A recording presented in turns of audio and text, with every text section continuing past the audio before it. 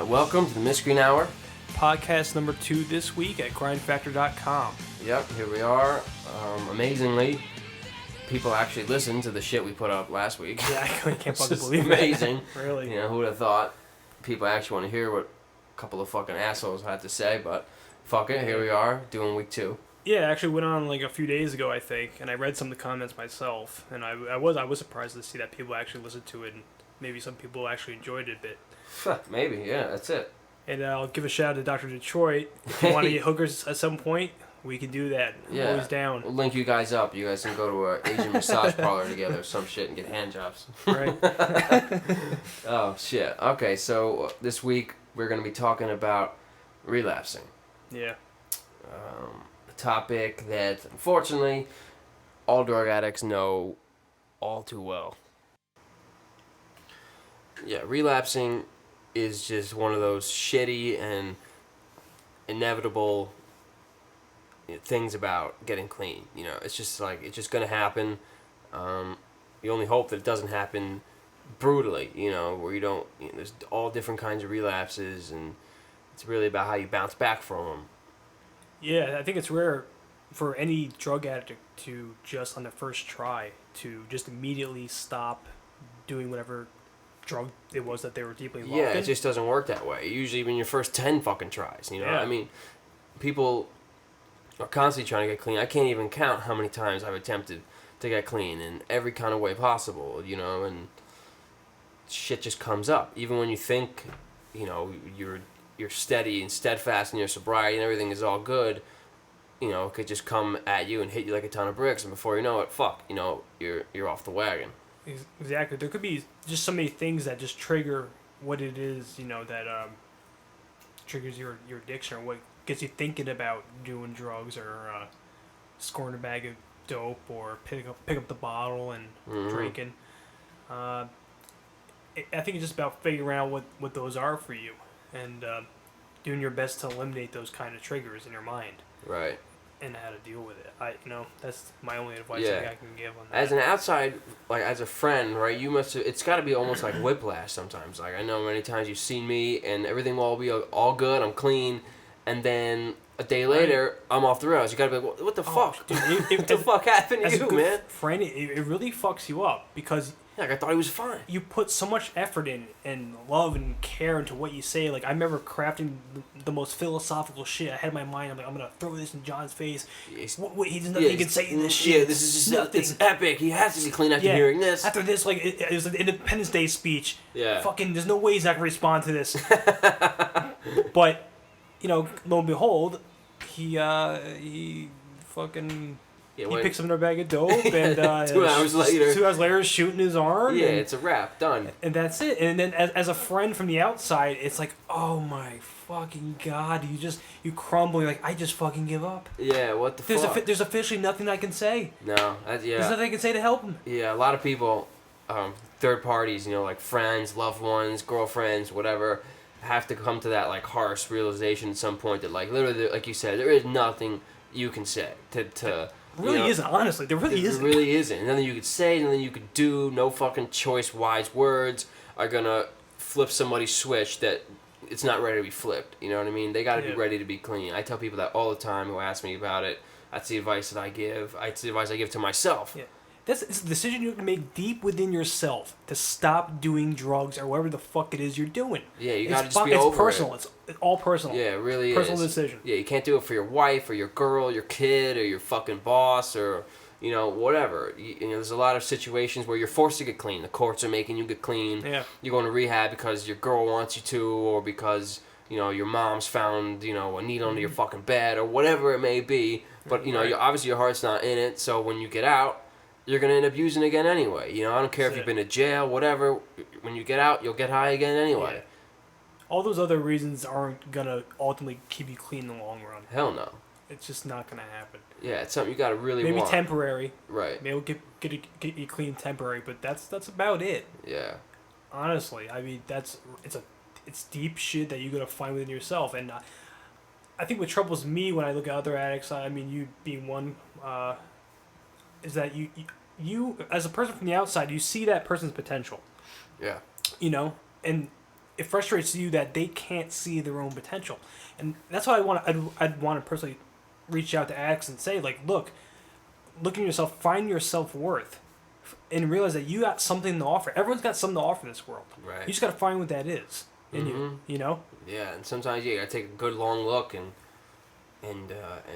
reach deep. You know, what's always super disappointing, as you know, is we said that you have to really want it. There's a lot of times that you think that you do. There's a lot of times I've been trying to get clean, and I'm not talking about in the beginning, like when your attempts are bullshit and you don't really have it in your heart. But there are times when you really feel super strongly about it, and you're tired. You're just over the life. You're tired of it. And you get clean, you feel great, and then you fall off again. You're like, what the fuck happened? Like, I thought that this is what I wanted, but apparently it isn't. If I'm going back, it just goes to show how powerful the shit is. That it could just warp your fucking mind and bring you right back. Yeah, it is, and I think especially when it comes to heroin, which I don't know about, but from what I read about it and seeing, you struggle and deal with it, I think it's something I just can't even comprehend. And I think a lot of people who don't do dope, I don't think they really realize how strong of an urge that it is, that those cravings that you deal with on a daily basis. Yeah. So it's just way too hard to understand. Yeah, exactly. Yeah, people don't get it, and then they start to take it personally when an addict in their life that they love relapses. What did I do wrong? How could I have helped them? They almost start to view it as like you're maliciously like relapsing to screw them over when it's not. You don't do it purposely to hurt people. I felt that way at certain times. Yeah, people can't help it. In our friendship. Right. Yeah, people can't help but feel that way sometimes. I've been through it with my girlfriends or my family where they get so broken up about it. Unfortunately, this is how a lot of addicts lose, a shitload of people that they love and care about throughout their life, because people just can't. They're just over. They're done. Yeah. They can't keep watching you fuck up. They take it as personal scorns against them. Because they look at it and they see that they see it as like you're not even really trying. Right. Exactly. That's from their perspective. Right. But they don't really get. But they don't get it. They just don't really understand what it is that you're completely dealing with, because they're not feeling it. They're not feeling the cravings. They're not feeling the urges. Right. So for them, it just seems like, oh, he's not even fucking trying. Yeah, exactly. He doesn't want to get clean. He just wants to be a fucking junkie loser on the street. It's like, I hate to break it to you, but when I was a kid, I didn't sign up for what you want your life plan to be. I didn't check dope fiend. You know what I mean? Right. Like, nobody fucking picks that life. No one grows up. Why would you? No one grows up thinking that they can't wait to be a fucking homeless bum on the street where you can like stale piss and fucking beer. Yeah. That's nobody's plan, No. But shit just happens, and it happens to all different kinds of people. It's not just like an inner city, poor disease. It affects fucking housewives, suburban white kids, inner city kids, men, women. Doesn't matter who the fuck you are or what you do. It gets you this all the same, It just, that's proof enough of how. Yeah, it knows no race, knows no income bounds. It's absolutely indiscriminate. It can touch you, right? It can touch anybody. Yeah, and touch you, it does. More like a kick in the fucking teeth. It could be brutal. But so when these relapses happen, the addict himself usually often gets super down on himself. And I know, for me personally, a one-time relapse, a fuck up, the guilt from it and the shame and the disappointment in yourself will lead to it turning into just a full-on bender, because now you're bummed out, you're disappointed, you're like, fuck it, I already relapsed, I feel like shit, I feel guilty, I don't want to feel those things, so now I'm going to get high again. And then it becomes like a cycle where you just stay deeper in it instead of just stopping to begin with and ending the relapse where it began. Does it come from a sense of like hopelessness at that point too? That you're like, oh shit, I already made that mistake, oh fuck, I already, I got high last night, fuck, I might as well just fucking give up. There's a little bit of that too. It's exactly what it is. Like, you get the fuck it's, you know what I mean? You just don't care. You just start to say fuck it to everything. It's like, I already relapsed, so screw it. I might as well just keep going. Or like, you're so guilty over it. Your girl caught you shooting up in the bathroom, and she's crying, running to her mother's house, and now you feel like an asshole. So what do? Yeah. Shoot up some more. It's an insane fucking thing, but that's how like the addict's mind works. You know what I mean? These feelings of guilt, love, loss, all of those emotions are foreign to a lot of addicts. So when they get clean, they feel all these feelings again, and they don't know how to deal with them. They relapse. They feel all this guilt, all this shame, and the only way they know to stop feeling that way is to get high, even though The real rub is that just makes it worse. You know what I mean? Oh, You yeah. know, that just makes it even worse. At the time, I'm sure you're not really thinking about that. No, really. no, you're not thinking about that. You're just thinking, that you want to get high and that you want to escape for, even if it's only 10 seconds or 10 minutes or however long you're gonna get high for. You just want to escape, and the relapse keeps going. That's how it goes for me as an alcoholic. But it's not as conscious because there's not as a stigma. There's not the same stigma. Yeah, that's a big difference that there is with with booze. doing dope. Sure. You know, so there's not much conscious thought that goes into it. I just end up being a belligerent drunk every fucking night. Yeah. You know, but really, I'm doing the same shit. I'm covering up my problems, my issues, the things I'm dealing with in my mind, things that are driving me fucking crazy. You know, but that's what it is. You're dealing essentially with the same shit. There's two different vices. Right. Exactly. And one has more of a stigma on it than others. Unfortunately, Than the other. That's exactly what it comes down to. You know, heroin has this nasty, grotesque stigma to it that people picture it, and they picture like disgusting, dilapidated junkies in the fucking street. Booze is socially acceptable. There's ads on TV for it. Yeah. Everybody does it. You can go down to the store on the corner and get whatever you want. It's all around. And unfortunately, because it's so acceptable, people make excuses for its abuse often. And we all know, I mean, alcoholics, some of the most fucked up people that are around. Booze can destroy you way quicker than a lot of things can. Yeah, there's not quite as much shame involved, although there can be shame involved. Yeah, you can get to that point, sure, yeah. But certainly not as much. Right, exactly. And as far as how other people look at it, it's way more socially acceptable to be an alcoholic than it is, because, 90% of the population are closet alcoholics anyway. Right. Functioning alcoholics, so it's way more acceptable to drink too much booze than it is to shoot dope. Of course. You know, and unfortunately that mentality makes a lot of people underestimate how addicting alcohol can really fucking be, as you know. Yeah, and I also think of the bad thing. I think it's good that there's a negative stigma against heroin because obviously you can overdose and you can fucking die. It's addictive as hell. Yeah. But it also, I think it keeps people from, I think, giving dope addicts the full help that they deserve. You know, right. or really understand it. You know, because not a lot of people really know what that's like. Well, yeah, that's there's a huge lack of understanding on how they don't know how to help works. that person. Right? No, they don't. So or what the person goes through. That a lot of people drink and they can kind of understand that on some level. What it's like to deal with a booze addiction or deal with have like an alcohol problem. Right. They can't understand what it's like to have a dope problem. No. Yeah. There's just two different worlds. The places where you have to go get it. You know. If heroin was, if you were able to go down to the bodega and buy a bundle of dope, and it was that accessible like alcohol is, it might be different. But the way that it's set up, where you have to go cop from a drug dealer on the street and do all this shit, it's how people view it is totally different. But you can get just as fucked up and just as addicted, and people relapse with booze all the time, and now that's got to be really fucking difficult, because I can only imagine how hard it would be to stay clean off dope if I could just go down to the deli and buy some, like you can with booze. You know what I mean? Right. I don't know how any alcoholic stays clean in this world with alcohol all over the fucking place. I feel for them. I'm glad. Like if that's your poison, if that's your love affair, like mine is with dope, I feel for you, because I would not be able to fucking stay clean 2 minutes if my shit was that accessible. Because at any party you go to, it's people everywhere. Drinking. Yeah. You can't really avoid it, other than just absolute sheer willpower to put down the bottle, just not drink. Mm-hmm. But I also think that's just the way it is. Yeah, exactly. That's what it comes down to. Is like we can babble about it all we fucking want, but like that's just the way it is. It's how the cookie crumbles. Like bottom, at the end of the day, what are you gonna do about it? That's what we're really talking about. How do you take these negative situations? How do you take these relapses and take all the stigma and guilt and shame, live with it, and keep going? At the end of the day, that's what you have to do. If you ever really plan on getting clean, there's like a level of acceptance that has to come where like, okay, if I fuck up, it's not the end of the world. Accept that like you're probably going to fuck up, no matter how committed you think you are, no matter how bad you want it. Relapse doesn't mean you don't want it.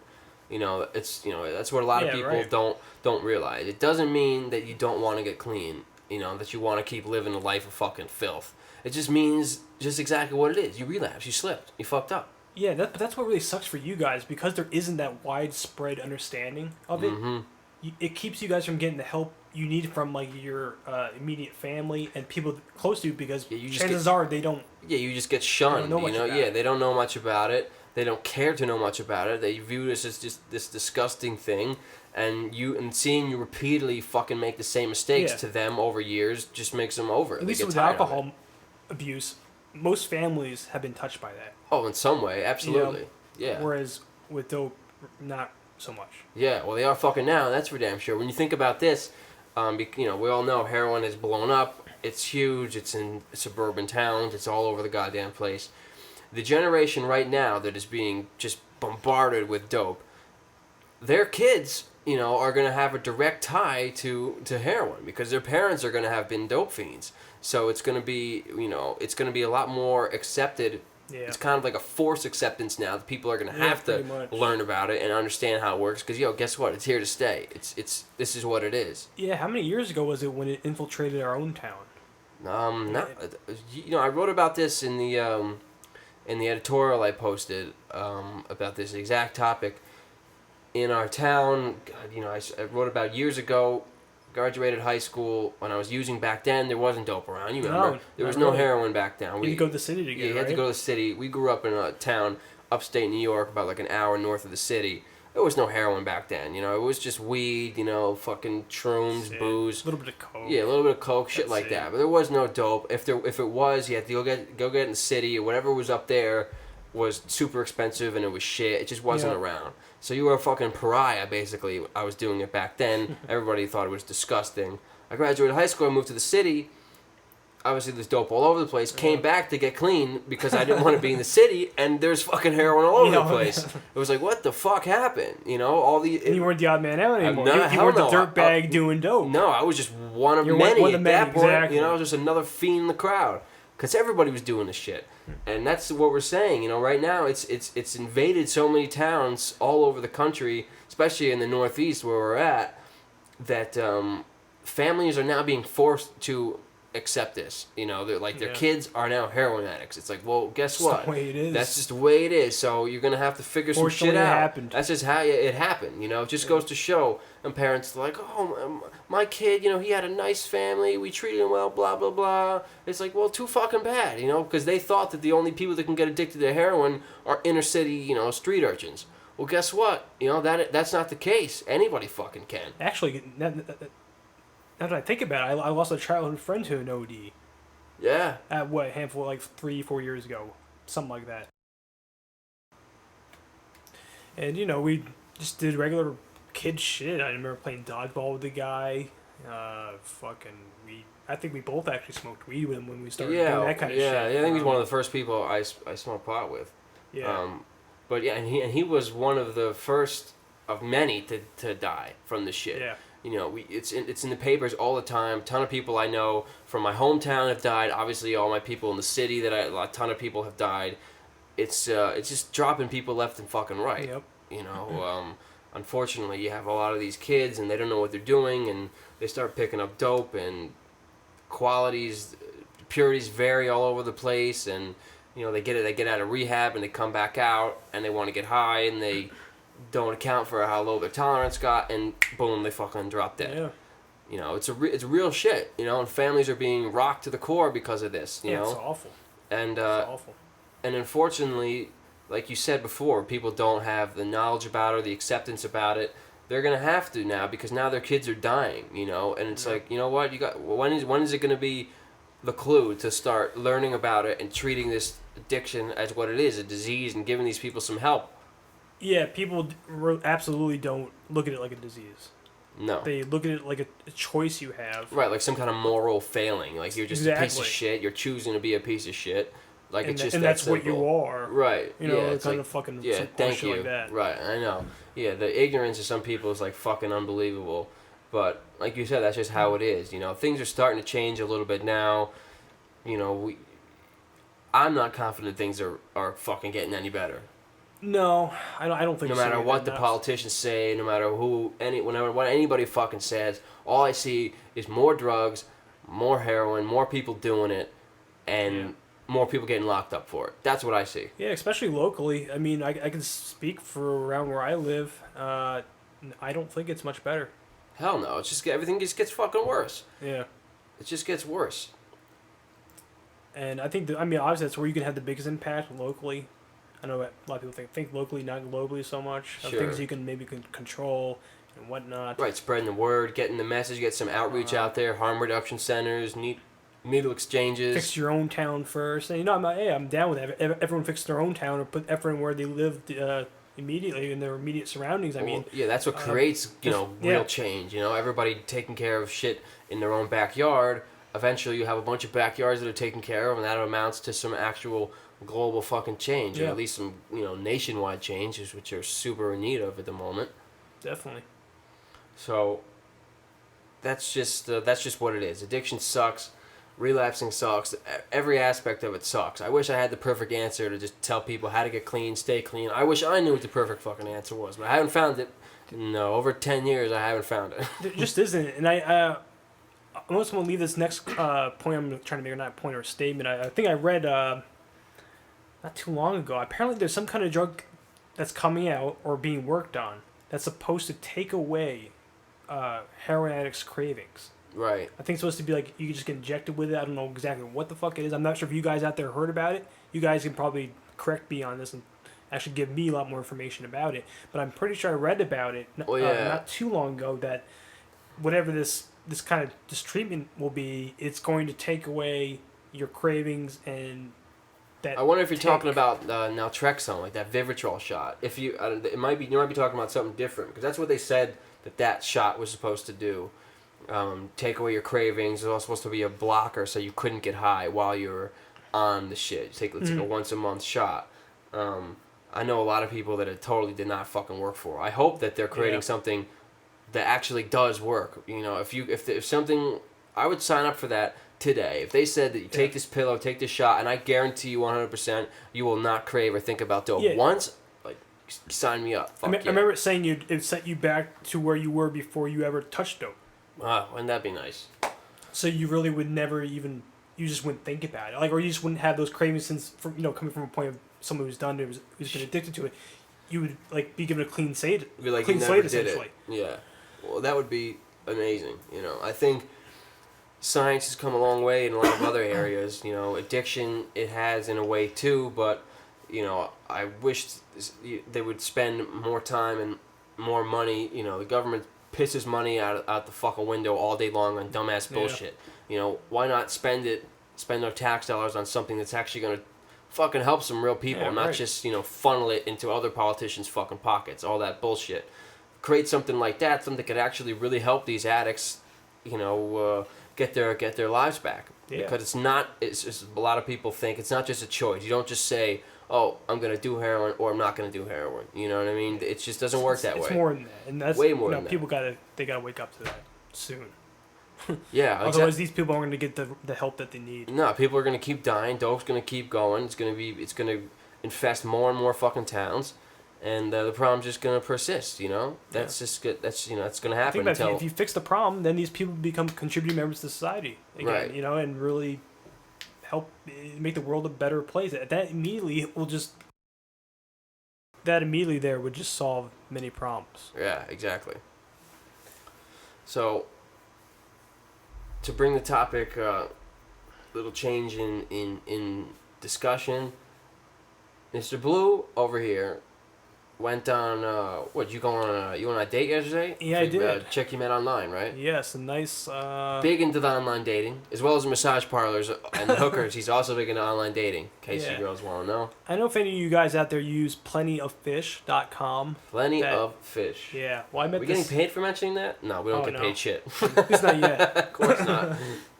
But I met this really nice Colombian girl in there. She's an au pair in Jersey City. Oh, I love Spanish chicks. Oh my God, me too.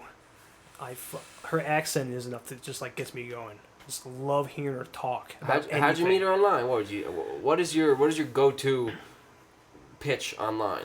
Usually just hey. Oh, you start off simple. Or okay. Hey, what's up? I like the honest, simple approach. That's cool. But you know what really fucking pisses me off? A lot of these girls have these demands in their profile. They're like, don't just say hey or hello. Like, What the fuck do they want you to say? That's how you start conversations. Yeah. You say, hey, what's up? How are you doing? Then you get into something. You don't mean to say, hey, well, you want me to tell you a fun fact about giraffes? Yeah, start with a joke maybe. You got a nice little one-liner. Yeah, it's like, what the fuck is that shit? Well, So, I'm gonna open up just telling you some fun thing about like some quantum theory or something. You know what the fuck? What do you want from me? That's why I feel like I'm the just a opening fucking guy. opening's kind of awkward. Like when you meet, I guess you could look at like something in their profile, like one of their likes. It's like, oh, you like Lost? I love Lost too, or whatever the fuck it is. Yeah, maybe then you get in a conversation about one of their interests that you happen to share with them. Yeah. No, but then that's like, Jesus, shut the fuck up. But like. But I can't go over like some of the shallowness as well. I mean, I know guys get a lot of shit for being called shallow. Some of the shit these girls ask for, they want a minimum income. Their guy to have they get specific, a height right? requirement. Everything. He's got a head of hair on him. It's unbelievable. Yeah. And I know guys get called pigs all the time for the way they act. It's like, no, you fucking girls are just as bad. Women can be absolutely brutal. Just as fucking bad. I don't want to fucking hear it. Yeah, and any honest woman listening is going to attest to that. Women can be absolutely brutal, even more brutal than men. Yeah. Because men's checklist is usually way simpler. It's like, oh, you just got to be hot, whatever. Yeah, am I just simply attracted enough to you, and are you cool, or do we connect? Usually that's it. Yeah, women have a fucking 50-page document of every specific little trait that they want you to have, and if you don't have that, God then what, forbid you're out, I guess? They don't marry the Prince Charming. I think that's what all this shit's about. Well, you know what? If they don't get perfection, they don't want nothing. Well, then they're going to be alone for the rest of their fucking life. They're looking for that dude because, ain't nobody perfect out there. And what's funny is most of the chicks posting that stuff are fucking far from perfect themselves. So, like, who the fuck do you think you are, right? Me. Yeah, who are you, dude, man? This fat fucking slob I was talking to. Just, I want to give her a shot, see what she's like, and just kill some time. Actually, I was at work at the time. Yeah. And it turns out like she wasn't even giving me the time of day. Mm-hmm. For whatever reason, and it's like, yo, you're fucking obese. you should be so happy that I'm even just talking to you. Oh wow. I wasn't even sure if I was gonna even hang out with her myself. Right. But but she just brushed you off right away, huh? The gall on her. Then she talked to me for a little bit, but I could tell I kept trying to get her to hang out because I really just looked for like a quick lay if I could get one. Yeah. Well, she was obese. Why'd you want to fuck her? I figured it'd be less work. Oh man. Nice. I also have this really funny move. I'm gonna get like kind of like scatterbrained here, guys. I'm sorry, but the chick I was hanging out with yesterday, I brought her home, and usually my move is to put on a scary movie and watch a scary movie with a girl.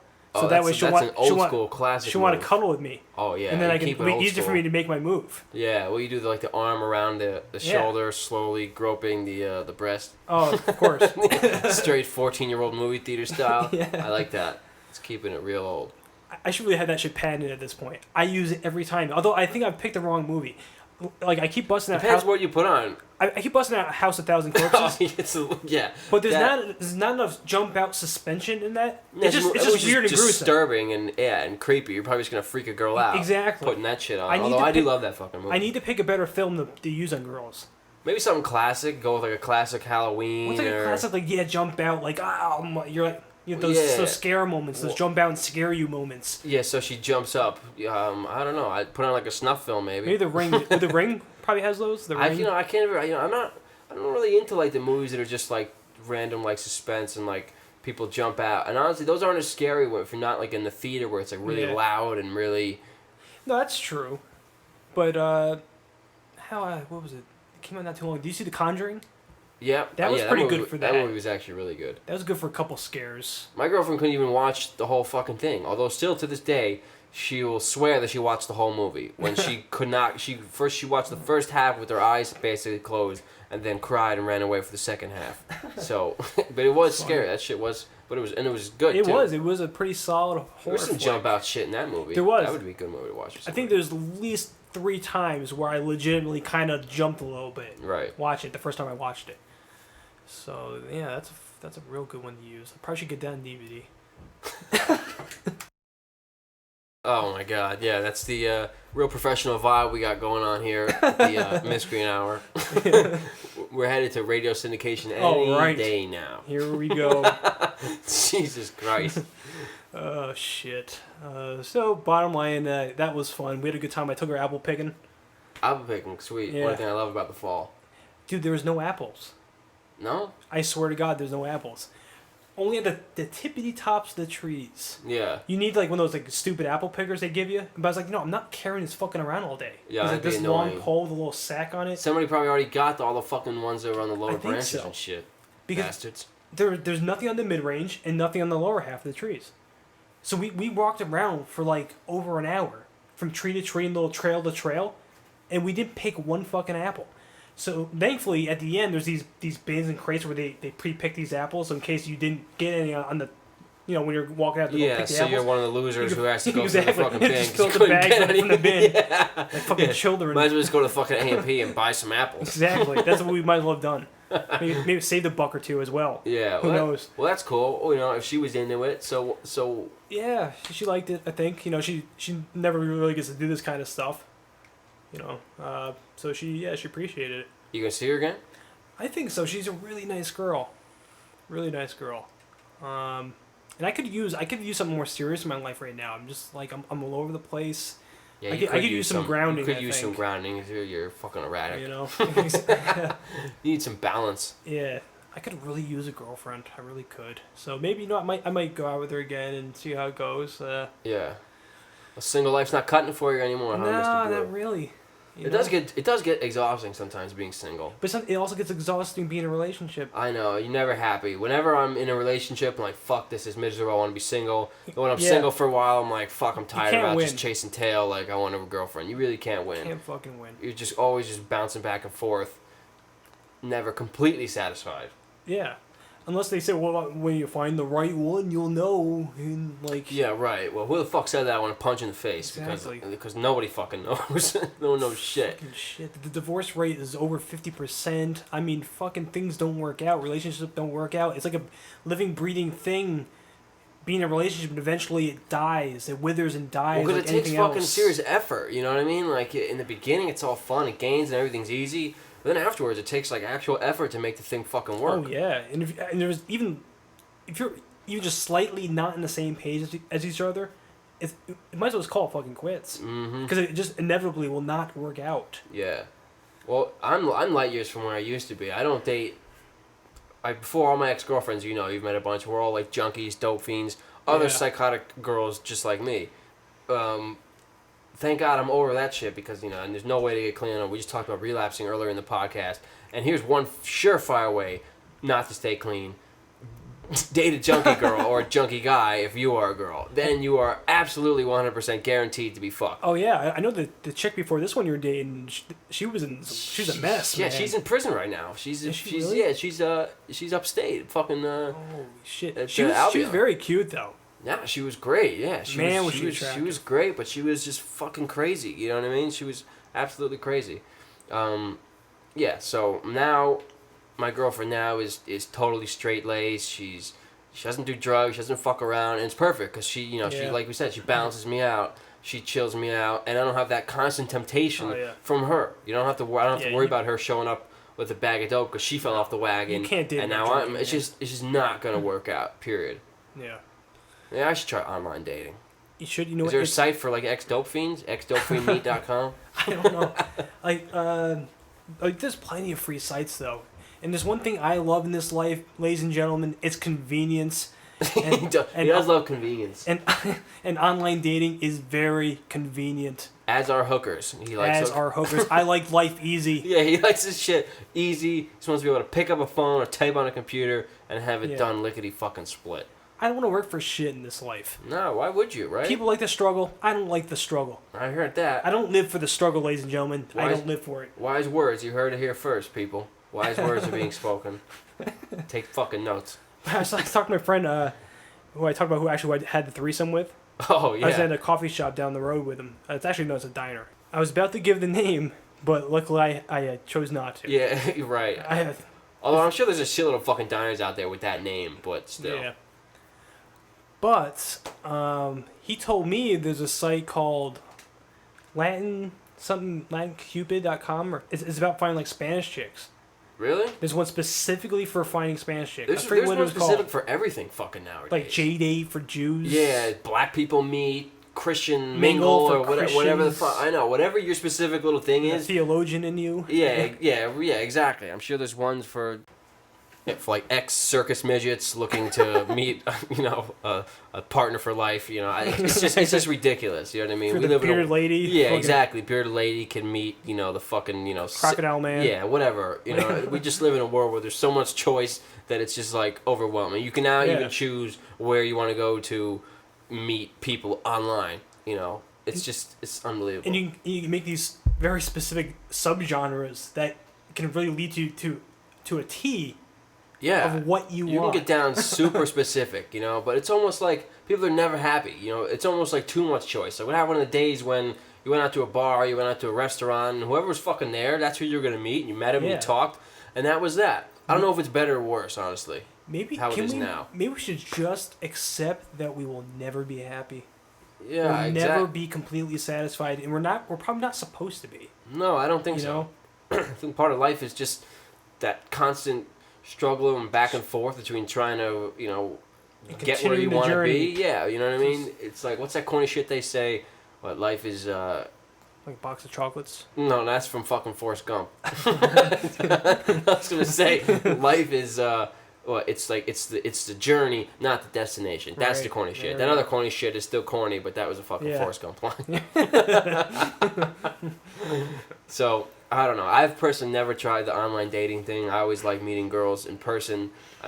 The whole online thing. Although I do like the convenience of the whole thing. It sounds good in theory to be able to just get past all the bullshit and have somebody online you already have similar interests with, and you meet up and do your thing.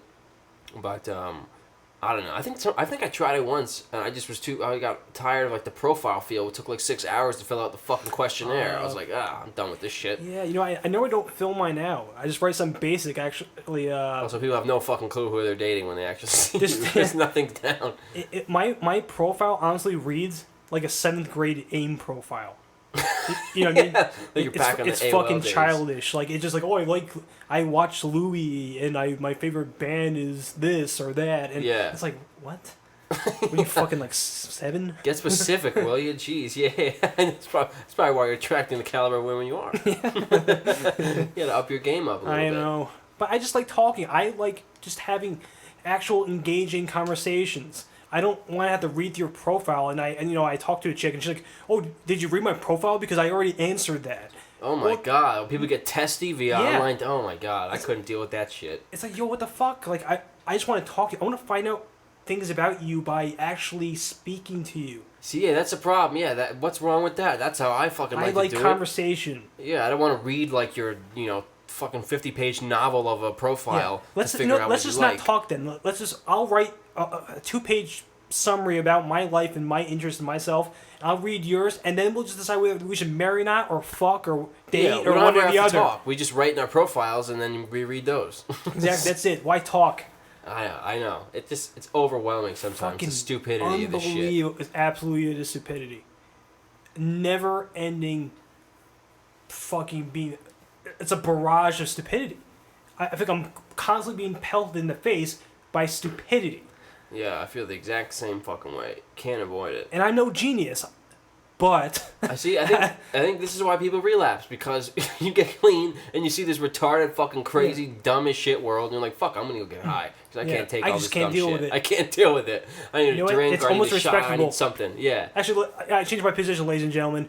Fucking doing drugs is respectable. Yeah, go do drugs because. Just kidding. But. Because this fucking crazy. I mean, things are just out of control. You look around, there's, fucking Ebola and all this, like, just ridiculous shit is happening. You turn on the news for 5 seconds and you're like, Jesus Christ, like, I might as well go get high and lock myself in my closet because this fucking world is insane. Is it just me, or is that whole situation really, really fucked up?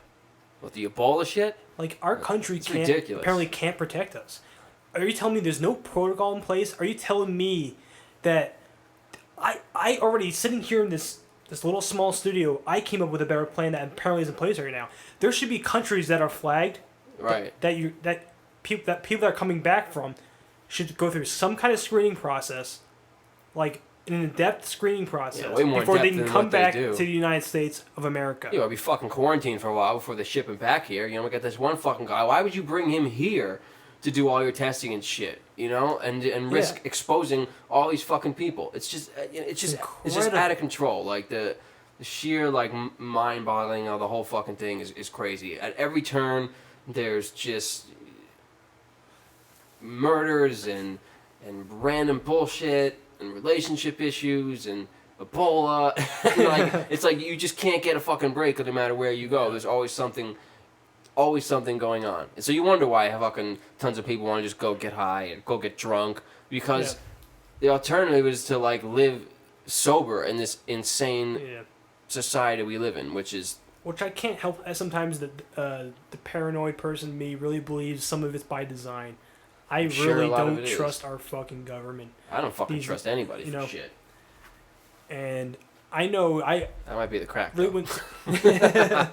wouldn't surprise me that they're really setting in place some kind of depopulation plan. Honestly, to weed out some of the numbers where we're getting too overpopulated. They want to knock us down a little bit. Let's do some little bio warfare and weed out. Dwindle down the numbers a little bit. I don't think there's anything I would be surprised about. If I found out tomorrow it was all over the news. First of all, it was on the news, I probably wouldn't believe it. But if somebody else I knew told me that, confirmed every conspiracy theory that exists, I would be like, all right, I'm not surprised at any of them. You know what I mean? Like, I don't put shit past the government. I don't put shit past, anybody. I don't really like to be like a conspiracy theorist, but I just, my theory is simple. World is fucked. Yeah. People with power, people with money are corrupt as shit. That's just how it works. It's just a fucking nutty world. Yeah, really think about who's running this country for a minute, and when you do that, you'll figure out that the two-party system is just a distraction. It's just a game to really pry your eyes away from what's really going on, who's really pulling the strings, and who's really putting this country to shit. Wow. Now I feel like we're doing the UFO hour conspiracy fucking segment. Jesus. It's getting deep in here, people. Next topic will be UFOs over Kansas. Yeah. I should probably tone down my crazy a little bit, right? Yeah, right? You're going to get locked up. You're going to throw this fucking guy in the loony bin with all the other wingnuts. Yeah. That's the thing. That's part of their another part of their game. Oh, that's another part of their agenda too, right? Think about how easy it is to deflate any argument by calling them a nut, because no one wants to be called a nut or a crazy person. Yeah. So that's all you have to say. You go into watch Fox News, you have a debate over maybe someone talking about some crazy shit like 9/11 conspiracy theory, right? Yeah. All you gotta do is call that person like a loon, a nut, a crazy person, a crazy conspiracy guy. Yeah. And all of a sudden they just look like shit. You know what I mean? Yeah. Just make them look like a total asshole. Yeah. But Classic. really, so you can probably look up a lot of things that guy is saying, and some of it might make a lot of sense. Yeah. But just because everyone who has any fringe ideas are thought to be crazy, then they're automatically wrong. Right. Because you're taught to think any fringe ideas that aren't generally accepted are wrong. Mm-hmm. And that's what's kind of fucked up, I think. Yeah. Whether you believe it or not. Right. Well, I'm all for, the ability to have whatever your ideas are, as fringe as they may be, because I've always lived on the fringe. Most addicts do. We all do. I've never fit into any kind of mold society has. I've always kind of fucking said screw it. I'm gonna go my own way, do my own thing. So nothing surprises me. But now I'm trying to simplify my worldview. Whatever all that stuff is, the conspiracy theories, the craziness. At the end of the day. What the fuck does it really even matter? Nothing is gonna.